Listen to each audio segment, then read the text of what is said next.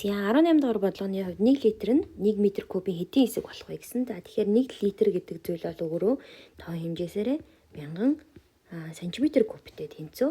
Тэгэхээр 1 м куб чинь өөрөө хэдэн сантиметр юм бэ гэхээр 1 м өөрөө 100 см байдаг учраас метр куб гэд 3 удаа үржүүлэх учраас 103 удаа үржүүлнэ. Тэгэхээр 2 дахь 3 дахь нь гээд нийтдээ 1 сая сантиметр кубтэй тэнцүү юм байна. Тэгэхээр 1 литр маань өөрөө метр кубын хэдэн сантиметр вэ гэсэн учраас бид нар одоо энийгээ шилжүүлэх шаардлагатай болно. Тэгэхээр 1 метр куб болвол за би